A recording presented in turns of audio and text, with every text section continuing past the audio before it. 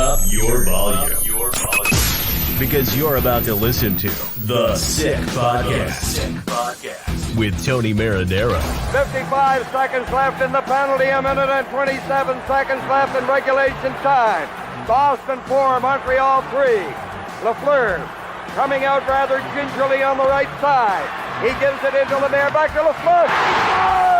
The sickest Montreal Canadiens podcast. You're in the fall. Sports entertainment like no other. Rejoint, on lui fait perdre la rondelle, une passe devant.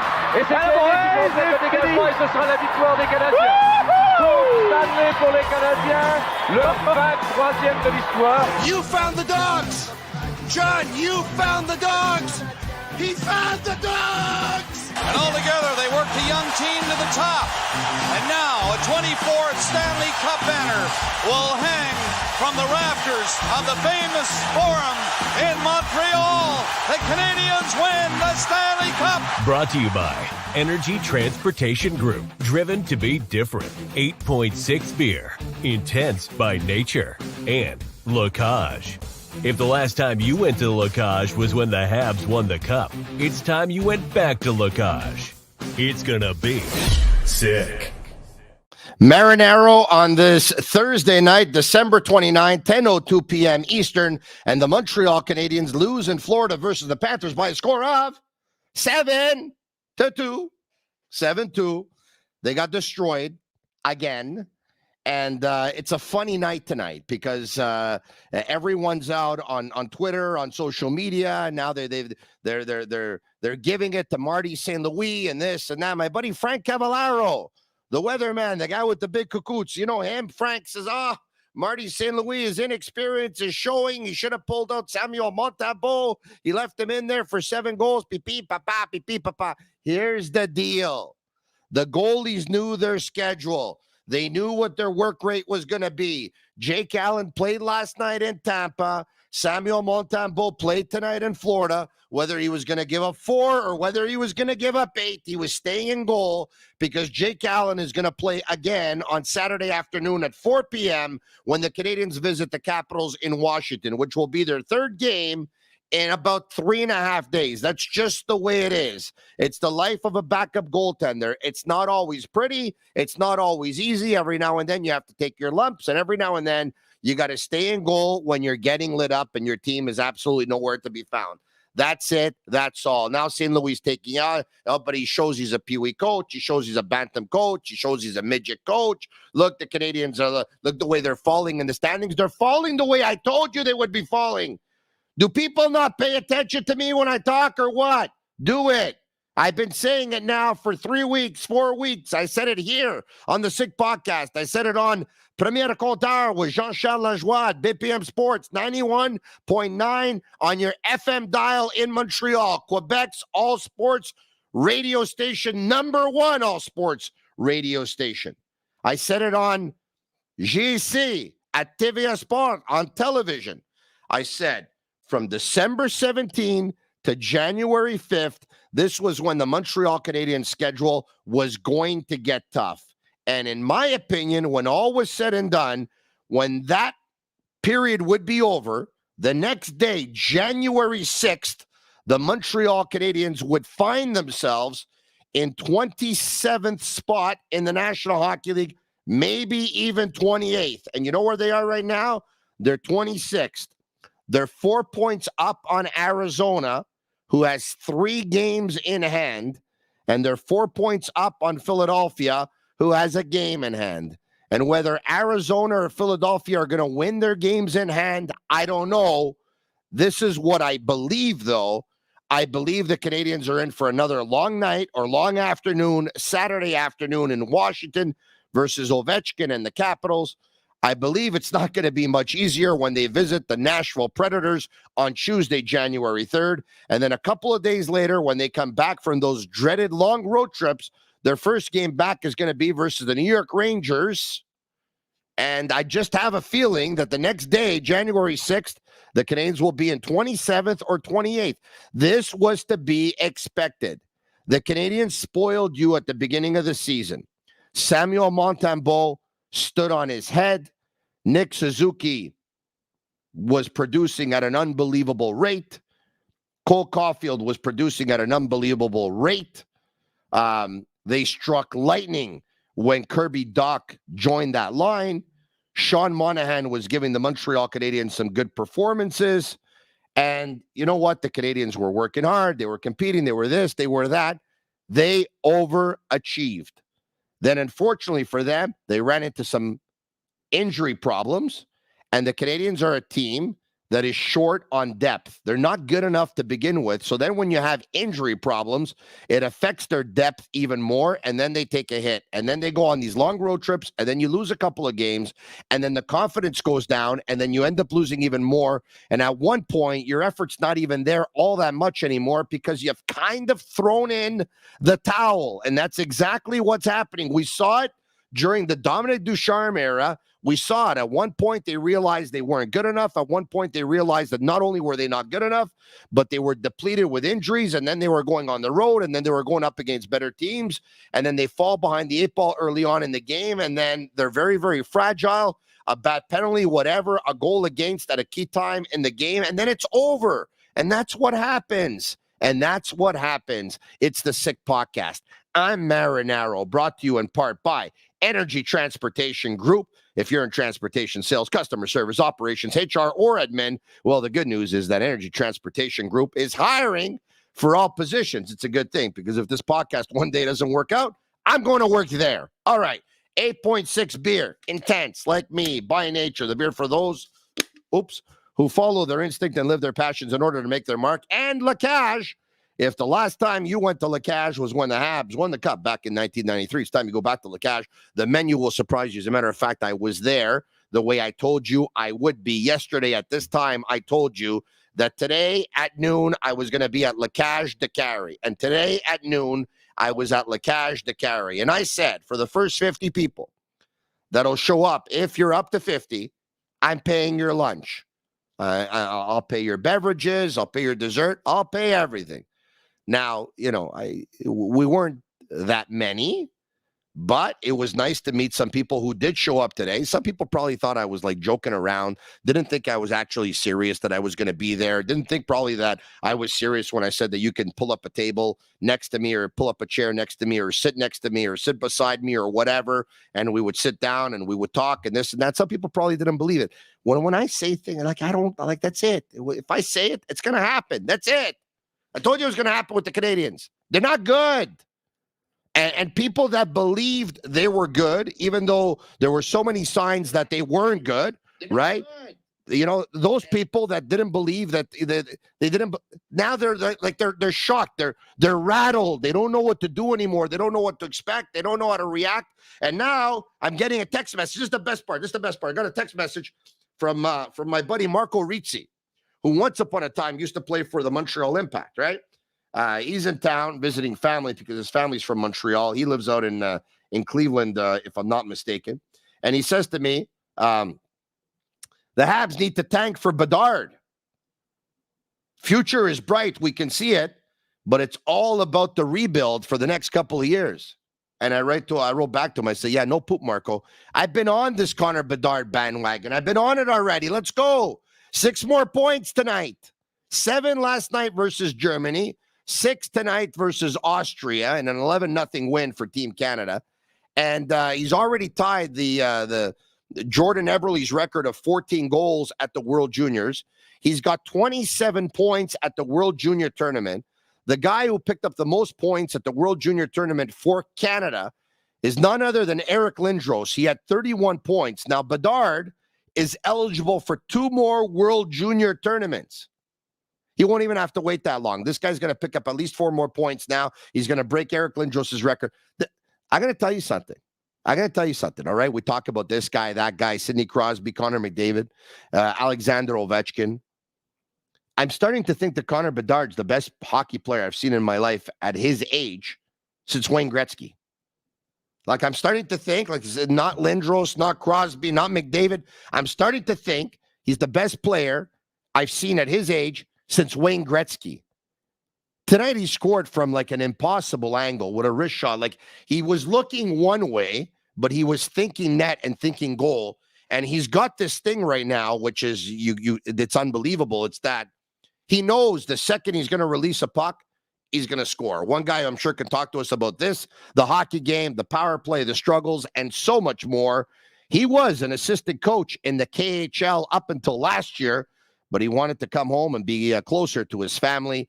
And so now he's picked up a position as the assistant coach with the women's program with Les Carabins hockey team. Mitch Giguere, what's going on? Hey, what's up, Tuna? Hey, you're on fire tonight. Hey, I'm on fire all the time, my friend. I'm on fire all the time. Listen, the reason why I'm on fire is I had a very good read of this team, a very good pulse. I don't always do, but when I feel it, I feel it. And I find it mind-boggling how many people thought, oh, they're going to make the playoffs or they're going to make a run for it or this. And I said, listen to me carefully. It's bottom 10 for sure, but more realistically, bottom 5, bottom 6. That's where they are now. They're 26th out of 32. And like I said, a couple of more games. And don't forget, losing is contagious. If they lose, they're going to end up losing more.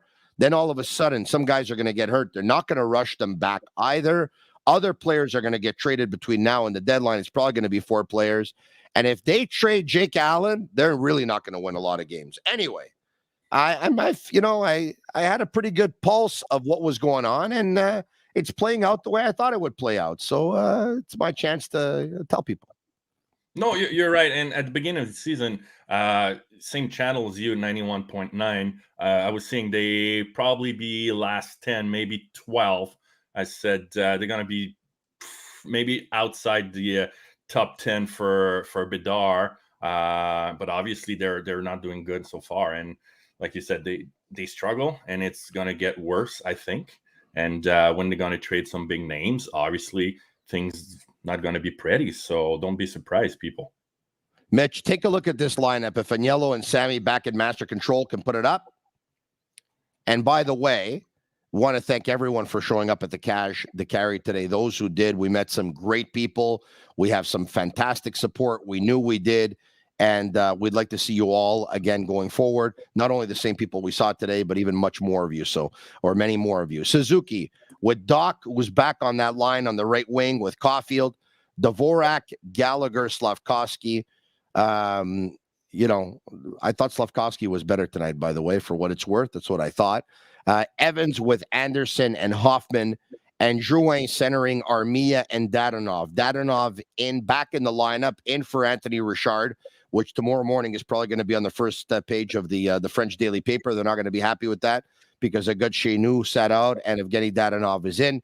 On defense, Edmondson, Gooley, Jacky, and Kovacevic, Harris, and Barron, and Samuel Montembeault got the start and goal. And, of course, Michael Matheson and David Savard missing on the blue line for the Montreal Canadiens. The number one line, Mitch, the production has gone down. Marty St. Louis split up or took Doc away from that line at one point. He even took Caulfield away from Suzuki at one point as well. Tonight he had them back together, but their production has dropped in the last 6 or 7 games. And coincidentally, during that span, Sean Monahan's been out with an injury, and I think it's no coincidence. No, it's not. And the thing is, when you try to jungle with your lines, it sends 2 messages to the opponent that you're not sure about what you're going to show, and to your team that, okay, everything was all right since the beginning of the season, but now when we struggle, instead of figuring out how we can get better, we're just going to split and hope that we find a solution. Like when you show the lineup, we have, let's put it that way, we have a real first line, but we don't have anything else. They don't have anything else. So as soon as you put, let's say, the best pairing out there, so let's say tonight Ekblad against that that top line, you know that nothing else going to produce from any line. You know, you have Joe Drouin. And Mitch, if I can, just 1 second, this is why I've wanted the rebuild. And, you know, a lot of people on 91.9 FM and my buddy Jean-Charles not happy with me and saying that I got a loser attitude and a defeatist attitude and all that stuff. I'm just being realistic, all right? Sean Monahan will be traded. Christian Dvorak is not a number 2 centerman. Jake Evans is not a number 2 centerman. Once they trade Monahan, they don't have a number 2 centerman, all right? And that's, that's why you need to draft, at 1 or 2 or 3 or 4, top 5 if you can, so you can get someone who's going to be that centerman. Like Owen Beck, I haven't seen enough of Owen Beck to convince me that he's going to be a number 2 centerman at one point. What I do know after talking to a lot of scouts is this: a lot of people believe he's going to be a fantastic number 3. So, what if the Canadiens can go out and get a centerman who actually becomes the 1 going forward and Suzuki becomes the 2? For so many reasons, I want the rebuild. I think you just said it. They're a one-line team right now. And look at the lineup. Okay, so let's put it that way. The second, and third, and fourth line. How many players from the second, third, and fourth line will still be a Habs in 3 years? Or maybe 5? None, or mostly. Agnello and Sammy, let's bring back up the lineup if we can one more time, okay? And let's keep it up for a second, okay? So let's take a look at the lineup. And I know a lot of people are probably saying, yeah, but Tony, you forgot about Kirby Dach. He could be the number 2 centerman. There's been nothing so far to convince us that he will be. What we do know is that he's the best right winger they have on the team. And until proven otherwise, he's the guy on that line. Now, did they get him for center? Yes, I believe they did. But still, there's no guarantees. Look, come on, man. If the Montreal Canadiens end up drafting Connor Bedard, he plays center in the National Hockey League, he'll end up being the number 1 centerman. If they end up drafting Fantilli, he'll most likely end up being their number 1. And if he doesn't, he'll be their number 2 for sure. If they end up drafting Dvorsky, well, he'll be their number 2 centerman for sure. So these are the reasons. Now, you asked the question, how many guys on the second, third, and fourth line are going to be on this team within 3 years? So let's go down the list. Slavkovsky, yes. Dvorak, once his contract is up, no. Knowing that they have Owen Beck, I'd be surprised that Dvorak will be here. When his contract is up, I believe in that final year, they'll trade him at the deadline. Gallagher, we know that if he wasn't making the money he was making, he would have been gone by now. And, at the money he's making, they'd have a really hard time trading him. But even if Gallagher is here, he's a shadow of himself. Yeah. Jake Evans, fourth liner, very replaceable. Josh Anderson, underachiever. Mike Hoffman will be gone next year. Dadonov will be gone by this deadline. Drouin will be gone by this deadline. And Armia will be gone by next year.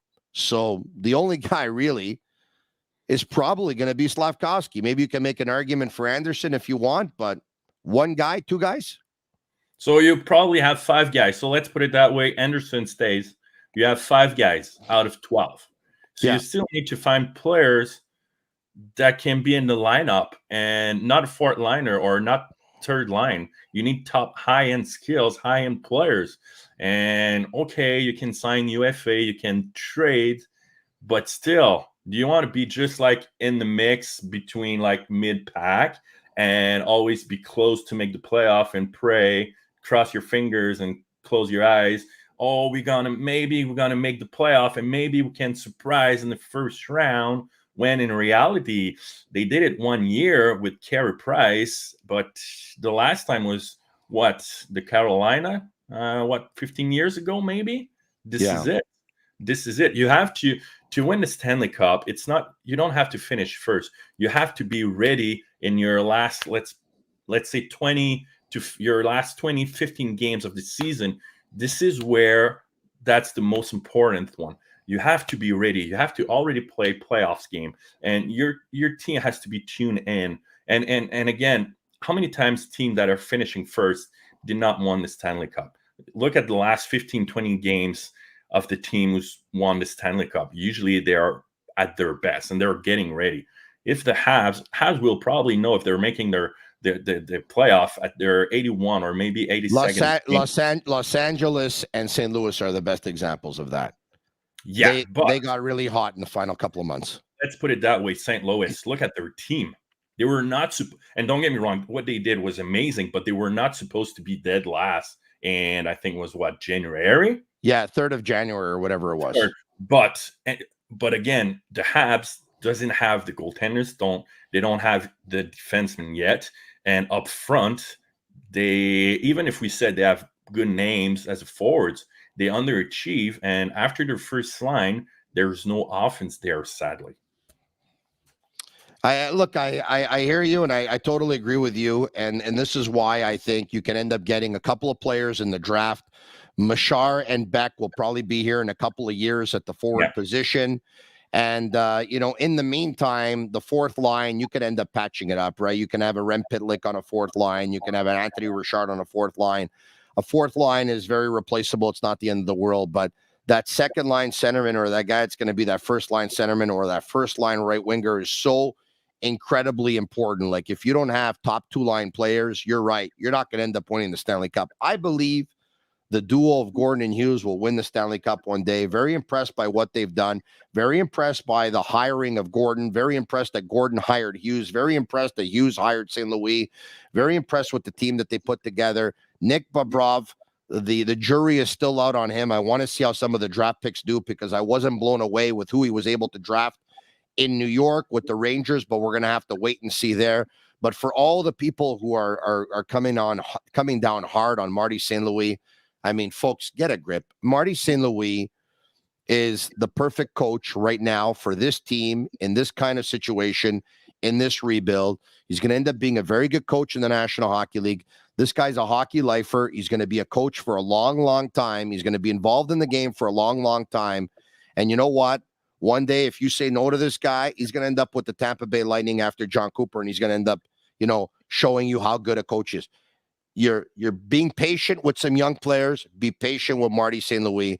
And Marty St. Louis also is taking orders from people above him who want to rebuild and stuff like that. So, a lot of people are getting on, well, I can't believe he split up the Suzuki and Caulfield duo. Look, maybe he split them up for a reason. Maybe he was told to split them up. Maybe he split them up because he knows that when he goes on the road, he doesn't have the last line change, that you just put a line on them and you stop them. So now he's trying to get a second line going. I mean, Marty St. Louis is not a problem. Gordon's not a problem. Hughes is not a problem. What's a problem is, like you said, they don't have enough good players who are going to be here for the next several years. And that's why they have to go out and get more. Period. That's it. And if I can add on this one, where in the standing was the Montreal Habs before St. Louis get on board? They were dead last, or last bottom 5. So how in the world we can imagine that because we have a new coach, everything will change, when at the end of the day, it's basically the same lineup, or almost. We still don't have Weber. We still don't have Carey Price. We still, like Caulfield, Suzuki, they're getting better, obviously, but at the end of the day, it's kind of the same lineup. So he cannot do some magic trick. So we need to calm down on, they're going to make the playoff and they're going to win the Stanley Cup. No, it's a long way, and you need to have a lot of luck first, but you need to have a good team that can compete night after night against the top team in the league. And at the moment, if their first line is getting shut down, there's nothing else that can happen. If it hasn't become apparent to everyone by now that losing more games between now and the end of the year will end up being a blessing for the long-term future of this organization, if you're not convinced by now, I don't know what it's going to take. I got a message today, and I got this message yesterday too as well. And I got it actually on my Facebook Messenger, because this is what people do now. They instead of sending me an email, which, by the way, folks, if you want, you can send me an email, okay? Tony@thesickpodcast.com. All right? Tony@thesickpodcast.com. But instead, what people do now is they send me messages on my Facebook. All right? They send me messages on my Facebook, and someone sent me a message telling me that, no way the Canadiens can get Connor Bedard. The National Hockey League's not going to allow it. And I got the same message yesterday. Like, what does that mean? The National Hockey League's not going to allow it? if the Montreal Canadiens, if they end up winning the lottery and they're getting the first pick, I mean, the National Hockey League's not going to stop it. Edmonton got the first pick in 2010, 2011, 2012. Did the National Hockey League stop the Edmonton Oilers? Then why would they stop the Montreal Canadiens? Come on, stop talking stupid here. Come on, we got to stop talking stupid. No, and he's so good. That kid is so good. Like I watch him playing at 13 and 14 years old when he was playing with West Vancouver Academy, and he was underage, and he was by far the best player out there. Not even close. And I remember when the U17 was in Drummondville. I went there with my wife, and we watched Connor McDavid. So he was 15-year-old and playing against 17, and he was so good. But at that age, I think you're dead on. Connor Bedard is what he can bring. It's a lot. Now, how he's going to do it in the NHL, that's another question. The transition and everything it's always a big question mark.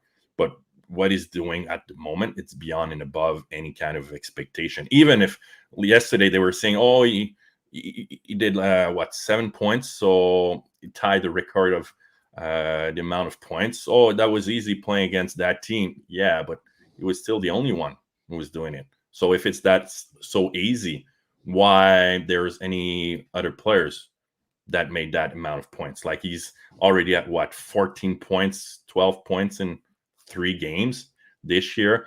So for that kind of player, and don't get me wrong, as a coach, you don't ask your team to lose, because at the end of the day, you're getting judged on how many wins you're going to have throughout the season. And the players always strive to win, and they always try to get better.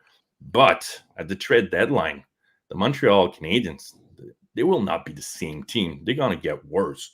So this is why you need to almost put Jake Allen out there as much as possible. With the season he got this year, you're having great chances to be in the top 5, maybe top 3, and maybe winning the lottery. I trade Jake Allen, like I said, because if you end up trading Jake Allen, you're not going to pick up too many points between now and the end of the year. Mike, who's on YouTube Live, it's 2 nights in a row that Mike is doing this. Mike, I've never met you. You're probably a really good guy, but some of your messages over the last 2 nights, you're really starting to play with my sanity, bud. You're starting to play with my sanity. Tony, stop hyping Connor Bedard until he plays competition at the World Juniors. Mike, he plays for the Regina Pats. As a 15-year-old, he picked up 28 points in 15 games. As a 16-year-old, he picked up 100 points in 62 games. As a 17-year-old this year, he's picked up 64 points in 28 games. He's producing at a higher level than Connor McDavid did. He's already tied the Team Canada goal scoring record at the World Juniors. He's 4 points behind the points record. He's got 2 more World Juniors that he can play. He's got 14 points in his last 3 games. And I don't care how terrible Austria is, and I don't care how terrible Germany is, because there's one player tonight that got 6 points, and it's him. And there's one player last night that got 7 points, and it's him. And everyone who's played for Team Canada at the World Juniors in the past, they played versus some really bad teams. And there's been some really big names, and they didn't pick up points like this guy. Now, if you don't see his ability to shoot the puck and to find top corners, then I don't know what to tell you. In the meantime, do me a favor. Watch the podcast, listen to the podcast, follow along. But for my sanity, for my health, and my blood pressure, please don't send another message in the next week. Because if you do, my heart might stop. And I don't want that to happen. My wife, well, I got a pretty decent life insurance. Who knows? I think she wants me to stick around too. I think she wants me to stick around too. Anyway, my God, I can't believe some of the things I'm reading. Like, okay, Tony, you're the man. Thank you, Mike. Okay, thank you, Mike. Mike, thank you. You got 9 goals in 105 games in the dub. 90 goals in 105 games. That's a lot. He's the best 17-year-old I've seen since Wayne Gretzky. Was he's a bit the too young. best 17-year-old I've seen. Am I losing my mind here? Is that too much of a huge statement, or am I? I was a bit too young to watch him at 17, so I cannot say anything about that. Not that you're old, but at Crosby's age and at McDavid's age, when they were 17, this kid's more impressive. No? they're different players. Crosby's more complete. I get it. Exactly. So that's the sparkles thing on him are bigger than Crosby, but Crosby is just the ultimate player. Look at him this year. Would you bet $5 on him that he will be like top 10 best scorer in the league at 30? He's what, 30, 35 now? Yeah. He's almost having his second or third best season ever at 35. That's impressive. But and look at the amount of goals that Ovechkin has. I think he's got like 23 or 24 or whatever he has. He scored a game. He had another one tonight. These are generational talents. Alexander Ovechkin's a generational talent. Sidney Crosby's a generational talent. Connor McDavid is a generational talent. And Connor Bedard is a generational talent. And Mike, I'm going to say it already, and I don't care if he played Austria and if he played Germany. Connor Bedard is a generational talent. But, if the Canadiens would happen to be fortunate enough to win the lottery, to get Connor Bedard, he becomes their best offensive player since Guy Lafleur. Guy Lafleur! Yeah. Would you imagine him on the right side, Suzuki middle, and Caulfield on the left side? It's unbelievable. I have this in my dream. This could be the next 10 years in Montreal. This could be the next 10 years. All of a sudden, he makes Alex Burrows a better power play coach. He fixes the power play. All of a sudden, he ends the rebuild. There's no more rebuild after this. You don't have to be terrible next year, the year after. It's over. You can start putting together the pieces to the puzzle and patching your team. That's it. Right?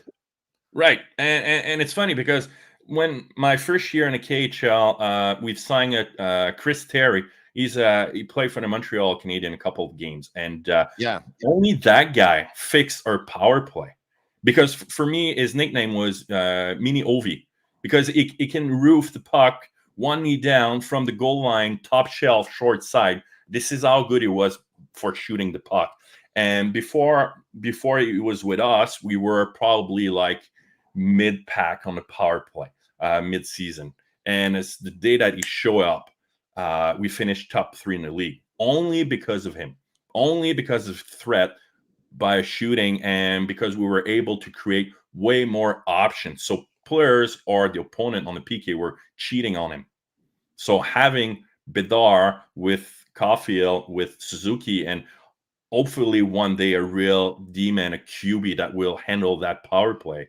Yeah. It doesn't matter who you're going to put, who's going to be the bumper or net front guy. That power play is going to be Delius, and the team's going to be way better, obviously. Jay Fed says Montreal won't get Bedard. So everyone knows already they're not going to get him, but how do people know that they're not going to get him? They're 26th out of 32nd. They can realistically end up finishing 28th or 29th out of 32 in the National Hockey League. End up finishing 29th. You win the lottery. Boom. You end up getting.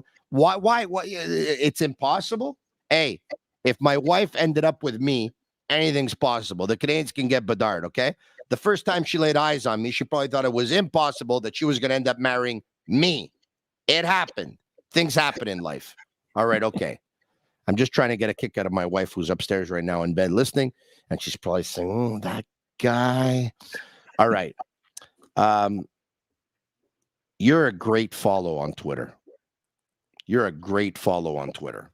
And I want to give out your handle. And Agnello, if we can probably flash it somewhere so that everyone can see what Mitch's handle is on Twitter. I think he's a great follow on Twitter. Okay, so anyway, I'll show you the phone if I can here. Look at that. We should have brought it up already. Okay. But it's Mitch _Giguere. Okay. Hold on a second. Do we have it here? Yes or no? I have to get closer. Yes. There we go. That's it. Okay. Mitch _Giguere. Okay. There we go. We got it. You show a lot of videos. You show what coaches are working on. You show what they're doing on power plays, on penalty kills, how they enter the offensive zone. We talked about this last night. Talked about it with Stu Cowan. The Canadiens have a terrible power play. Their power play did get them a goal tonight. Almost got them 2 goals, but Jack-I scored 1 when the power play was just finished, and Josh Anderson scored the other one, and that one there came on a power play. But they have the worst power play in the National Hockey League, and going into the game tonight, they were 2 for their last 37 in their last 11 games, which was like 5.4%. It's the worst power play I've seen since I've been covering this team over 20 years. What's wrong with the power play? Tony, there's a lot of things. I don't want to throw anybody under the bus, but obviously you need to find solution within the team, and maybe asking for help or anything. First thing first, they don't have a second unit. Their second unit is and let's break down their power play. But their second unit tonight was better than their first. I mean, all of a sudden, Mike Hoffman started shooting the puck. Yeah. I totally agree with you. With Jack-I on top, he was doing a great job by taking the middle, kicking out to Hoffman for the one-timer, and if it was not available, just I call it a muffin at the net for the QB. Just send it through the middle there, and you're going to create so many chances. And players don't do it because it's not pretty, but it's one of the best weapon you can have. It's just throwing the puck from the middle with everyone crashing funnel at the net. But yes, I agree tonight. Their second unit was good, way better than the first one. But let's go back to the start. So first thing first, off the power play, you can pick your face off, left and right side. Okay, most of the time they're going to pick the left side because of Dvorak. Okay, Dvorak in his last five games on the power play, you won 1 face off out of 10. So it's like 10 or 13% that is winning the face off. Okay, with Suzuki on the right side, he's doing better, but on the power play, they're below 50% off the face-off. So knowing that first power play, you start on the left side, 9 times out of 10, you're going to lose it. The puck will probably be 200 feet further behind yourself. After that, they don't have, like, what I'm going to say right now, it's not true, but they seems to have no plans. And I'm not saying Burroughs or St. Louis or whoever is in charge or the whole coaching staff doesn't tell them anything. No, but what it looks like, they don't have plans. So they're losing the face-off. There's no one jumping on the loose puck. There's no one trying to seal the wall, trying to block the rim. There's nothing. So they're going 200 feet behind themselves. Breakout. Man, like, I'm not a big fan of the drop pass, but that's the way to go in the NHL. Like they had on the same. So why does everyone do that in the National Hockey League? They drop the puck back, they drop the puck back until it ends up on the stick of the player that they want it to end up, and that player is going to be the player that goes with the entry plan. Well, the NHL is a copycat league, and it was probably the same back in your days. But if something seems to work, everyone just try to copycat it. Same thing, the team that is winning the Stanley Cup, everyone just try to follow them, even if they don't have the same team. It's because you try to give the puck to your best forward or your number 1, number 2, and you let them create something and try to create offense and get in the zone and trying to establish your offensive zone. But same power play, same breakout, same unit today, but I should say tonight, twice they did an offside. How in the world, like, back-to-back offside? After that, they're getting in, kick out to, I think it was Gallagher, lose the puck, turn over 200 feet behind. So they cannot get clean entries. And after that, when they release the puck, so it's a term that we're using a lot in power play. So let's say you're coming off the wall right side and you're rimming the puck hard enough so it goes side to side. They're not first on puck or cannot handle the puck. So they're under control, rim it, losing the puck, 200 feet behind. So it's the same thing over and over and over. Yeah. So starting from there, power play guys, it's all about confidence. If they know they're going out there and they will not score and they're making one or two mistakes, it's over, and probably over for the game. So it started there. Let's get in the offensive zone. They don't have a real bumper. The guy who's playing in middle, he's not good. And like, I've watched Slavkovsky tonight. He didn't know what to do. He was kind of lost, looking everywhere like a deer crossing the road. That was not good. The net front guy is not making any kind of play, and they don't have a real QB. I love Kirby Dach, but he's not a QB on top.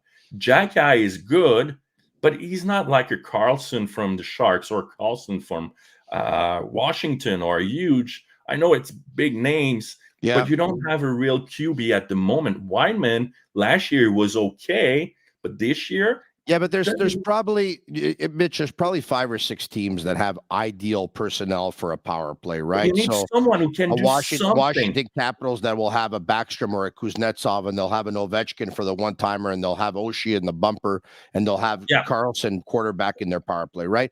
There's probably 5 or 6 teams that have ideal players for the power play.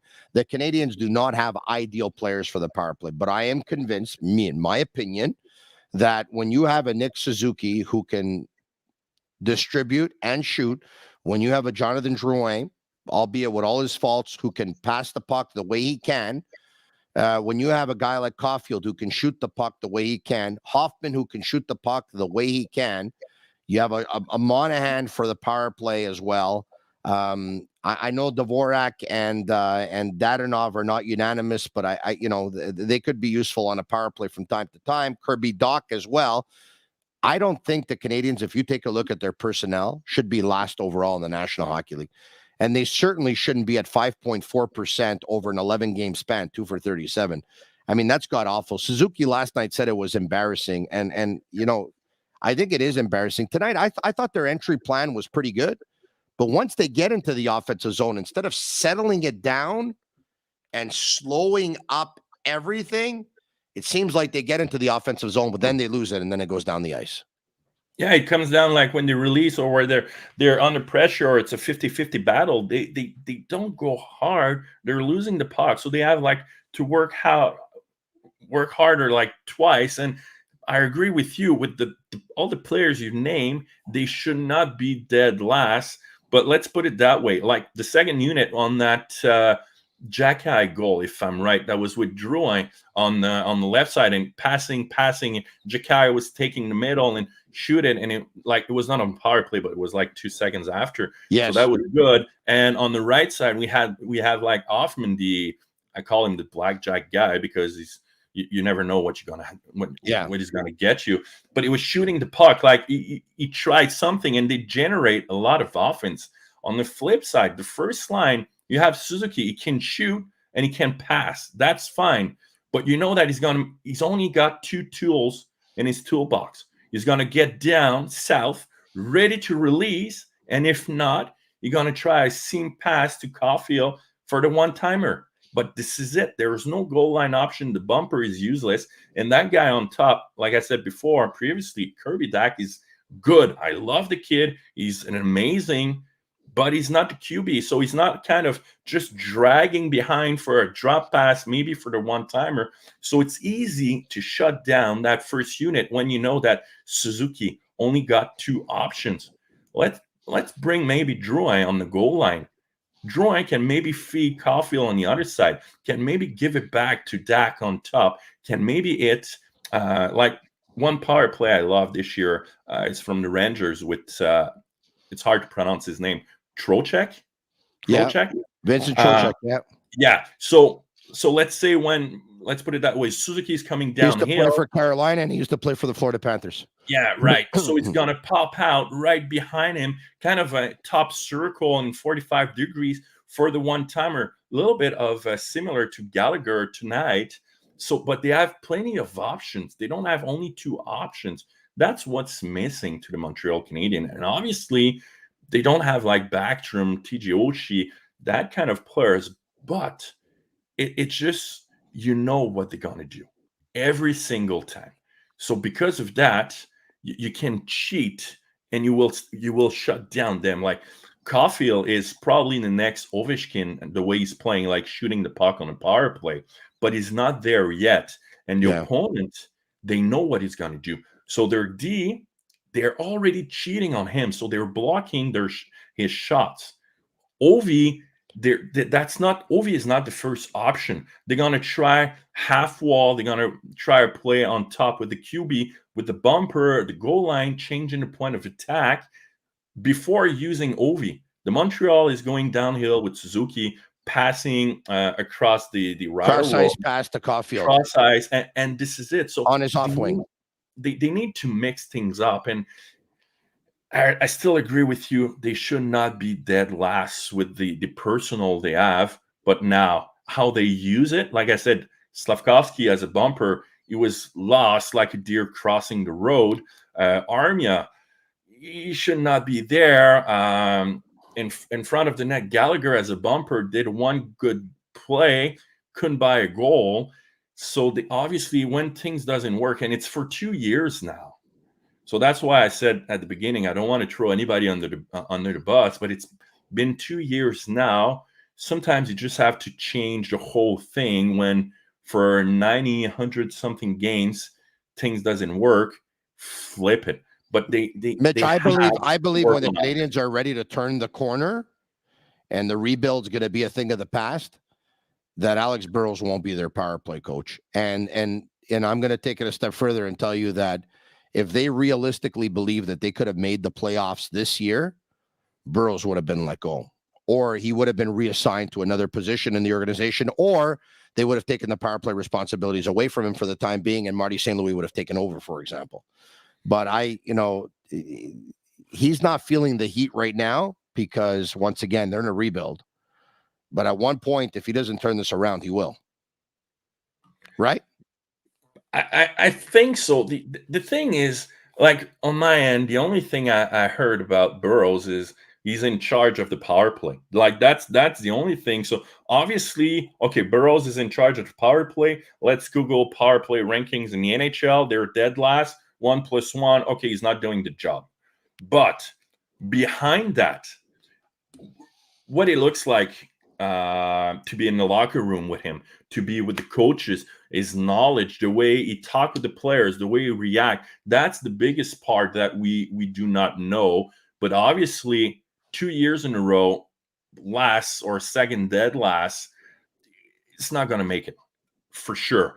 But you need to find somebody that will come to your office, to Marty, knocking on the door with a PDF file and saying, here's how we should play your power play and how you're going to be top 5 or top 10 in the league, and let's do it.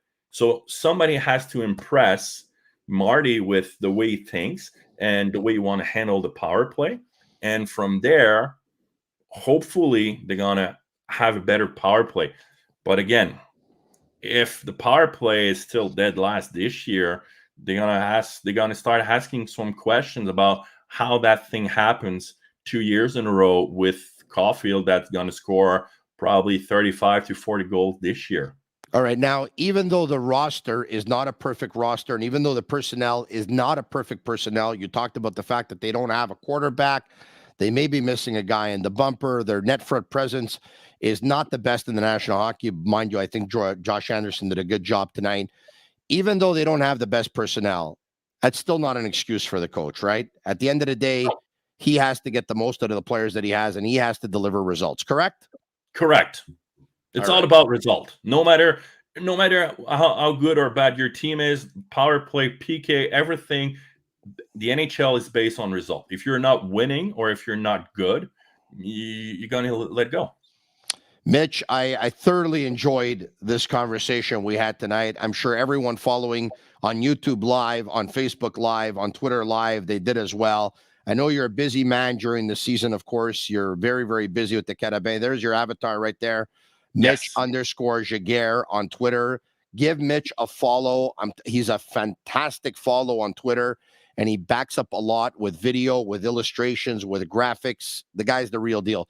Thanks, Mitch. I want to wish you all the best in ending 2022 and all the best in 2023. Health, happiness, and peace, my friend. Same for you, Tony. Thanks, and thanks, everyone. Thank you very much. There you have it, Mitch Giguere. A shout-out. SportBuffShop.com. Shop all your sports licensed apparel, including hoodies, caps, T-shirts of your favorite teams from all major leagues, as well as sick merchandise like this one. E Mosi tu now, which means here he is, or like, are you serious, bro? That's kind of like a saying in Italian. So our sick merchandise, sportbuffshop.com. Use code SICK10 for 10% off on all of their items. I also want to give a shout out to Ericsson Audio. You see, I'm pointing to it right now. Look at this. Look at this baby. Hold on a second. There goes my can, my 8.6. But here we go. You see that? Yeah. What is that? That's my Tascam equipment. Tascam Mixcast 4 is what I'm using. And the Sick Podcast with Tony Marinaro's Tascam equipment is supplied by Ericsson Audio, the choice of musicians, engineers, and broadcast professionals. A lot of you want to weigh in, and hopefully you've seen the light. The tank is on. Suck hard for Bedard. I hate to say I told you so, but I told you so. Call me. Let's talk about it. Maybe you've seen the light. Let's go. Connor Bedard. It's now time for You Called. You Called. Presented by Playground. Playground, your premier gaming destination, located just over the Mercier Bridge, only minutes from downtown Montreal. And Yellow and Sammy are a master control. Let's get the number out there right now. It's 1-888-585-SICK. 1-888-585-7425. It's a toll-free number. You give us a call, and Yellow will answer the phone, or maybe Juliana. It's a family affair going on over there. The Cavalleros, they all work on the podcast. It's a beautiful thing. And they're going to patch you through to me, and let's go. Away para la. Let's go. Let's go. Let's talk. Let's see here. Let's go. Who wants to talk to me? Let's talk to me. What do you want to talk about? Are you all in on the rebuild now? Are you all in? Hey, by the way, before we get to your calls, you know that you can join the Sick Army for exclusive emojis. This is something that Sammy and Agnello talked to me about today, and Juliana as well. Is this a joke? That emoji. Emoji 2 now. That emoji. I'm Marinaro. That emoji. Or double shift your best players. So to get that, all you'd have to do is basically type the words that are there. Like, is this a joke? Would be : sick joke : and you can get that emoji come up on YouTube Live. And it's a badge during all our live shows. There's a monthly fee. It's $2.99 per month for the emojis. The link is in the show description. And I want to let you know that all the proceeds are going to charity. All right? We're trying to find a way to have fun. And we're trying to find a way so that money can go to charity and it could put a smile on people's face, or it can make a difference in someone's life. So the money's not going to us. It's going to charity. All right? So we can have fun with that. We can really, really have fun with that. Agnello and Sammy, open up the lines. 1-888-585-SICK, 1-888-585-7425. Jerry in Longueuil. Jerry, comment ça va, mon chum? Salut, mon Tony. Bonne année à toi. Et bonne année à toi aussi, mon Jerry. Bonne année à toi, mon I hope the holidays were good, Christmas and stuff. And the last time I called, I found out it was your birthday after, and I didn't know. So yeah, birthday late. Well, thank you very much. I turned 50 on November the 23rd, but my wife surprised me with a 50th birthday party a couple of weeks ago tomorrow. So it was back on Friday, December 16th. She surprised me with a 50th birthday party, and which was kind of cool. It really was nice to see family and friends, and she's a dear for doing that. And mind you, the next couple of days after were not great because I got COVID. Oh no! Yeah. I had COVID for the very first time. It's funny because my wife and the kids got it, I think probably about 6 or 7 months ago, give or take, maybe more. And at the time, all three of them got it, and I didn't. Actually, probably over a year ago. And all three of them got it, and I didn't. And this time, I got it, and they didn't. And so I watched the World Cup final in bed. And, it was kind of cool in a way because it wasn't cool going through COVID. But I actually tested negative on Christmas Eve at 5:30 p.m. Okay. So I was able to enjoy my Christmas at least. No complaints. Did you get it bad, or was it just? Look, it wasn't terrible, but it wasn't easy either. There were a couple of days that were really, really rough. Throat was burning, like on fire, all beat up. Shivers, shaking, all that stuff. Body felt like it got hit by a truck, but there's people in a lot worse off, Jerry. So I count my blessings. And for those who aren't doing too well, I'm thinking of you, and I wish you all the courage in the world. So, I'm not going to complain with what I'm not going to complain with what I had, because there's people that have a lot bigger problems than that. Yeah, I agree. Knock on wood, I haven't got it yet, and didn't get it yet. So. Well, I hope you don't. What's on your mind, Jerry? I hope so too. Yeah. Hey, listen, Tony, about the rebuild and the tanking. I'm on your side, as you know, and sometimes I call on the French side. They give me a hard time because there are a lot of former coaches, or they believe in winning right away, and every game you should play to win, which I agree with. But it's not, to me, it's not the tanking, when you say tanking, that you want to necessarily lose. To me, it's I want to win the cup. Of course. To me, to me, winning the cup is not necessarily playing Hoffman and Drouin and Dadonov, but giving the opportunities to the kids. Yes, tonight was difficult. They lost 7-2, but that's how you learn. I'd rather they make their mistakes now than in 2 years when we bring them up, and then, they're still going to make mistakes even if we send them down 2 years. And the thing, people started dumping on the young guys. Oh, we got to go get veterans and stuff. But we've been doing that for 25 years, and it really hasn't worked very well. No, it hasn't worked. It's Jerry, I really believe, and yes, there's been some exceptions. The Boston Bruins did some amazing things to win the Stanley Cup and actually go to 2 Stanley Cup finals on top of winning the cup. So they went to the final 3 times. Okay. They did some amazing things. All right. I'm going to try and think about it here off the top of my head, but they drafted Patrice Bergeron, I think 45th. I believe they drafted Brad Marchand like 72nd. I believe they drafted Milan Lucic like 50th. I believe they drafted David Pastrnak like 25th. By the way, I could be off 1 or 2 in what I'm talking about, okay? So, and then they went out and they signed Zdeno Chara as an unrestricted free agent. They gave him $7.5 million, I believe, on a 5-year deal. And they went out and they traded Andrew Raycroft, and I believe they got Tuukka Rask. Like, they made some really, really good deals, and they never really drafted number 1 or number 2. Like the last time they had the number 1 pick, that was Joe Thornton. That did not impact them winning the cup or not winning the cup. That had nothing to do with it. And other than that, I think they had a 5th pick at one point, which was, I think it was Kessel. But,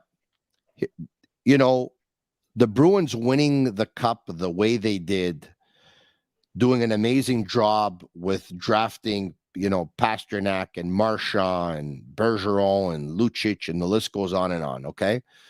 That doesn't happen all that often. But what does happen more often, Jerry, is that teams will go through rebuilds and they'll end up drafting several players at 1 or several players at 2 or a player at 3 or 4. And they end up drafting either franchise players or really, really good, important players. It happened for Washington, and they won a cup. It happened for Pittsburgh, and they won 3 cups. It happened for Chicago, and they won 3 cups. And even the Colorado Avalanche, Colorado had Nathan McKinnon at 1. Yep. They had Landeskog at 2. They had Makar at 4. They had Byram at 4. They had Rantanen at 10. I believe Nichushkin was at 10 in his draft year, And I believe they had Eric Johnson, who was a 1, albeit I think he was St. Louis. But, I mean, and they had Nazem Kadri, who I think was drafted 7th by the Leafs. But take a look at the amount of players that played on that Colorado team that were top 10 picks, whether it was with Colorado or with other teams. That's how you win. The Tampa Bay Lightning, yes, Braden Point was an unbelievable, draft. And I think he was 3rd round. And Kucherov was unbelievable at 56th or whatever he was. And Palat was unbelievable in the 7th round. But at the end of the day, and Vasilevsky was great at 17 or 18 or whatever he was. But at the end of the day, if they don't draft Stamkos 1 and Hedman 2, they don't win the Cups. Well, there you go. And to just expand on that, Tony, I took out a list. I try to come prepared. And I took out a list of the top 15, like centermen. And like you said, you go down the list. You got McDavid, Draisaitl, Matthews, McKinnon, Barkov, Crosby, Stamkos. It just keeps going. Even guys like Jack Eichel. You have Jenny Malkin, Jonathan Taves. These were all guys drafted top 3. I'm sorry. And of the 20 top, there's maybe 5 that were not drafted. Yeah. The top 3. And you mentioned them. Patrice Bergeron is one. Even a guy like Mika, I can't even pronounce his name. Mika Zibanejad, who went 7th Ottawa, I think, or something like that. There you go. So they're always top 10, Tony. To me, I don't understand. Yes, it could happen. You draft by Cole Caulfield, number 15, but that's, in French, we say c'est l'exception confirme la règle for yes. No, and they did a great job. Even Suzuki was drafted 13, and Caden Gooley was drafted 16. And you take a look at their draft years, all those 3 guys could end up being top 10 picks today, maybe even a lot better than that. But I really believe, I feel strongly about this, Jerry. You ready what I'm going to tell you? If the Montreal Canadiens get 2 picks in the top 5 or the top 6 this year, okay? If they get the 2 picks, their pick and Florida's pick, the Montreal Canadiens are going to end up winning the Stanley Cup one day. I don't know when, but it's going to be in the next 6, 7, 8 years. They'll win the Stanley Cup.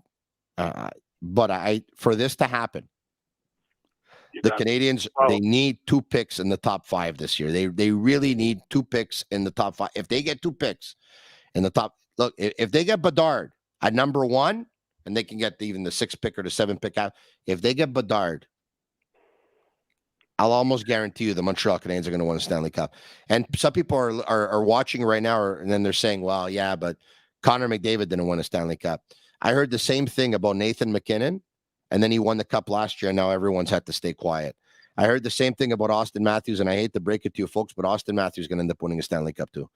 But and what they do is they give you good hockey, Tony. I mean, you have a team that's solid for 6 or 7 years, not some team that you make up, like patching and getting free agents and hoping it clicks, and it rarely happens. And the other thing that people shouldn't have to remember, you have to be patient. If I look at the Devils, they drafted Jack Hughes, number 1. Yeah. And it took them some time. They weren't overnight successes. They're amazing now. They're a point-up player now. They're doing very well. Yeah. Edmund was not a success the first few years. His stats were pretty average, and then the 3rd year he exploded. Jerry, I love what you said, and they're going to be pleasant to watch, all right? In Edmonton, they haven't won a Stanley Cup yet, but there's worse things in life than going to watch Connor McDavid and Leon Draisaitl do their thing night in and night out. The Toronto Maple Leafs haven't won a Stanley Cup yet, but there's worse things in life than going to watch Matthews and Marner and Nylander and Tavares. They are fun to watch. Say whatever you want. They're Toronto, and some people hate them, but they're fun to watch.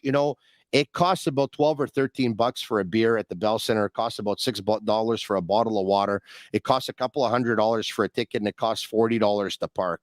I don't want to go there when I go there to watch the dump and chase. I do want to watch a number 1 line of Suzuki, Caulfield, and Connor Bedard. That's what I want to watch going forward. And you know what? I'll pay my ticket a couple of $100, and I'll pay the parking $40, and I won't mind that it'll cost me $20 in gas to get there. And I won't even mind that I'm going to have to wait about 45 minutes to make my way into the building because there's only one entrance for a parking lot. And I won't even mind that I'm going to have to wait another 45 minutes in the garage because there's only one exit for that garage, which is the same one as the entrance. And there's an exit. It's okay because I want Connor Bedard. Jerry, You've been following and supporting for a long time, and I'm so happy that you followed me here onto the Sick Podcast. So thank you very much. Bonne fin 2022 et bonne année 2023. La santé, mon chum. Pareillement, mon ami. Merci beaucoup. There you have it. Jerry in Longueuil.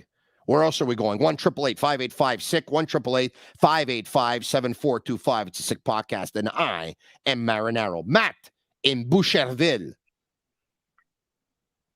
What's going on, Matt? Oh, it's going good. You? Very good. Very, very good. Okay, so I have a question for you. Are you ready to give up one of our 2 first-round picks for Alexi Lafreniere? No. No? Why? No. Because I believe that all depends on where these picks are going to be.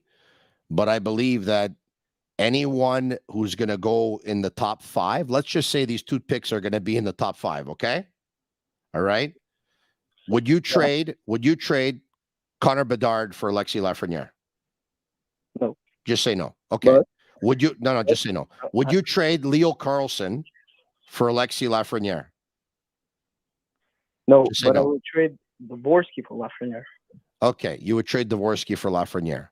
However, there's a couple of things that we have to consider. And by the way, this is a great question, and I'm happy that we're having this conversation, okay? So this is what you need to consider, okay? Alexi Lafreniere has not been able to produce the expectations yet in the National Hockey League, correct? We know that.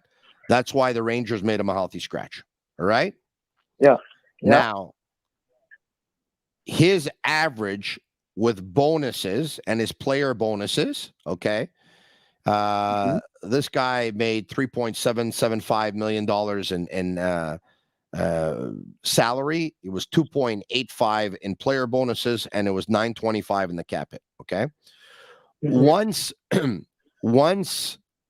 his entry-level contract is up, okay, this guy's going to end up going to his second contract in the National Hockey League, all right? So away, you end up making millions. And if you don't get a short-term deal and you end up getting a long-term deal, but it seems unlikely the Rangers would sign him to a long-term deal, and he wouldn't be better off doing it either, because if you're going to, you have to deliver numbers first. Let's say they sign him to a short-term deal, a 2-year deal. And then after that, this guy's going to end up jumping and making big money. But Dvorsky, you said you trade Dvorsky for Lafreniere. Yeah. But this is what we know, okay? This is what we know. Number one, I'm going to give you an example on Dvorsky, okay? Dvorsky is a centerman. That's number one. Yeah.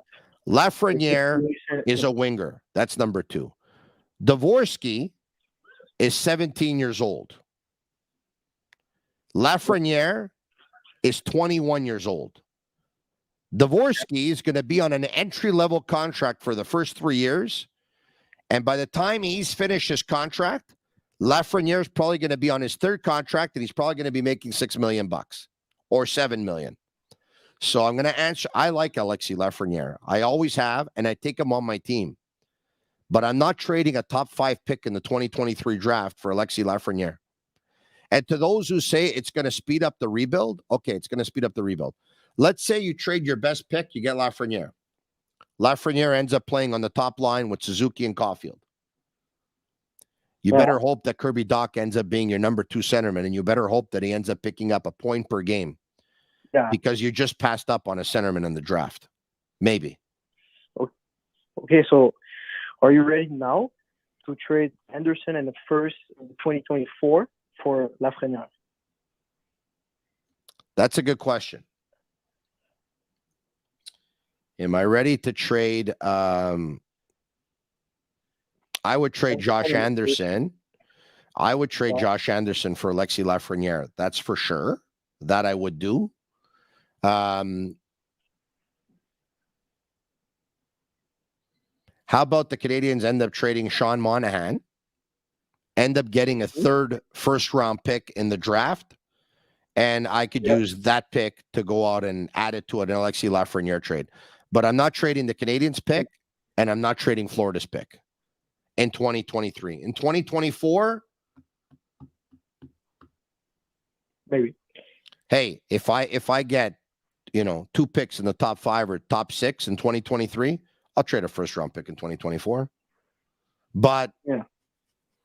I would think, 2025 would even be better because the Canadiens by then will have turned the corner, and that's not going to end up being a top 10 pick.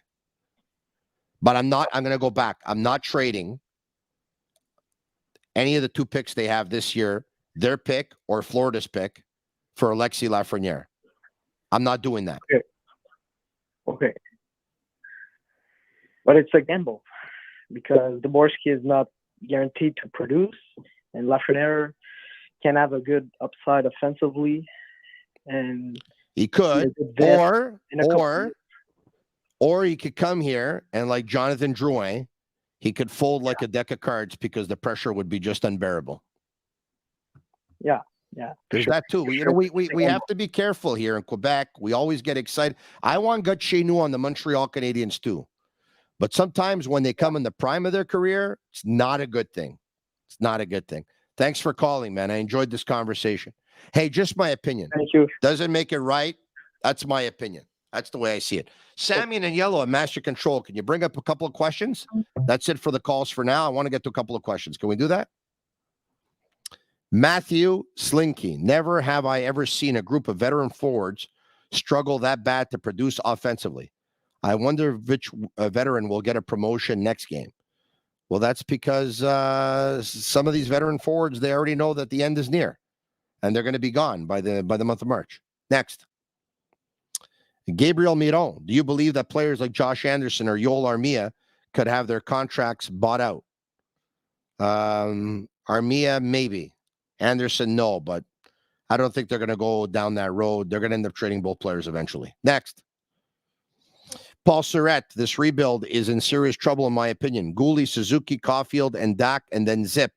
There's no quality depth until we see Beck, Roy, and maybe Slavkovsky. Paul, that's why we got to hope that they lose as many games as possible between now and the end of the year. Because if they get 2 picks in the top 5, the rebuild's not in trouble. The rebuild has just been finalized, and then you can move on to the next step, which is going to be adding to the team. You don't have to continue rebuilding after that. At least I don't think so. You can go out. You can even acquire a couple of players here and there. You can make trades, maybe even acquire a free agent if you want. You can try and speed it up that way. I think if you have 2 picks in the top 5 in 2023, I think you're on your way. Away par là. Let's go. Why don't we do this? We'll take one more question. Tony Slav is getting better, methinks. He's taking steps, more physical. He may be realizing how to play with his body a bit. Agree or disagree? I thought he had a better game tonight than he had yesterday. I do believe they made a big mistake and they should have sent him to the World Juniors. That's my opinion. He has, I think, 0 points in his last 7 games, and he's like -2, and he's got like 3 shots, or whatever it is. He had 5 hits in the game last night. I want him to have more offensive confidence. I don't want him to use his body for that to be the be-all, end-all. I want him to score goals. I want him to pick up assists. I want him to pick up points. That's what I want him to do. Anyway, just my opinion. Here's the deal. The Canadiens now play Saturday afternoon at 4 p.m. Of course, as you all know, we're off on the weekends, okay? We're going to take tomorrow night off as well, okay? It's during the holiday season. We had a couple of days that we decided we're going to take off. We'll take Friday night off, Saturday and Sunday as per usual. We're off on weekends. We're going to take Monday night off. And on Tuesday, January 3rd, the Montreal Canadiens are in Nashville when they visit the Predators. We'll be back on Tuesday night, 10 p.m., same time, same place, back on January 3rd. I want to bring up Sammy and Yellow if I can. Let's bring them up. All right, Tony. Hey, everything's good? Everything's good. This is your baby. This is your show. This is your company. Well, it's actually Sammy's. And I know you want to wish, all of our viewers all the very best in 2023. So go for it. Yeah, we want to thank everybody for all their support for 2022. We wish everybody the best for 2023. Lots of health, lots of happiness. And we're going to bring you big things for the Sick Podcast. So thank you, everybody. Lots of health. What are we bringing exactly? Can we give them a little bit of what are we bringing? Then we're going to take it away. We're bringing another show in the morning. No. We're bringing another show in the afternoon. No. Now you're pushing it. We're going to end up having our own network where we're going to be like a radio station where we're going to have a show in the morning, a show in the afternoon, a show or this or that. Maybe. Oh yeah. Yeah, maybe. But we're not going to talk about sandwiches and mustard and relish and ketchup and all that stuff over here. No. We're going to stick to sports. Yeah, and the good thing that I don't play golf is I won't bore you with my golf game either. Okay. Yeah. 2 handicap, 3 handicap, 4 handicap. This golf course, that golf course. Use my drive, use my putter, my wedge, this, that. Hey, look, all kidding aside, you guys are the best bosses I ever had. Thank you. And you know that. I've told you that before. Why? Because you have confidence in me. You trust in my talent. You make me do my thing. And even though sometimes some shows don't go exactly as planned and I may have dropped the ball or this and that, you don't even have to say anything to me because I know it. And then I come back and we adjust. And so you guys give me a lot of confidence. And 20 years in, I think it's kind of cool working for guys. You deserve it. Thank you very much. I appreciate it. All the best. All the best. My buddy Sammy. Sammy, make me rich one day, buddy. Make me rich. I want to thank Energy Transportation Group, 8.6 Beer, and Lacage for bringing you the Sick Podcast and all of our other sponsors, and especially to the ones, if we don't have listeners, if we don't have viewers, this thing just doesn't work. And the YouTube page is growing. I remember when we had like 200 subscribers, we have 10,700. I remember when 100 people were watching. Right now, as we speak, at 11:17 p.m. Eastern time, between YouTube, between Facebook, and between Twitter, there's more than 500 people that are watching. SB says, Tony, you are the Connor Bedard of podcasts. Thank you very much. Thank you, everyone. God bless all of you and your families. It was great to meet Alain and Rashid and so many others earlier today at La Cage de Carry. I hope at one point here in the very near future we can get together and we can have an 8.6 or we can have some nachos or chicken wings or whatever. And I want to be able to in 2023. I want to be able to personally meet as many of you as possible. I love putting a face to a name. I'd love to be able to meet you and shake your hands. And thank you personally for all your support. Agnello and Sammy and I, we've been talking about podcasts like we talk about it all the time. Every time we have an idea, we call each other. We end up calling each other like about 30 times a day. We got big plans for 2023. This year, we made some adjustments. We went with more consistency. We went with Monday to Friday. We went with 10 p.m. Eastern. We got this equipment. We started taking your calls. We went live. And 2023, we have other plans where we're going to take it to another level. Are you ready? I hope so, because we are. Happy 2023. Hold on a second. How did I say that? Happy 2023, everyone. And I wish you and your families health, happiness, peace, and love. I'm Marinaro. Ciao. And that's a wrap. Hope you don't miss us too much until next time. Follow the Sick Podcast with Tony Marinaro on YouTube, Instagram, Facebook, Google Play, and Apple Podcasts. The Sick Podcast is brought to you by Energy Transportation Group, driven to be different, 8.6, intense by nature, and La Cage. If the last time you went to La Cage was when the Habs won the Cup, it's time you went back to La Cage. The menu will surprise you.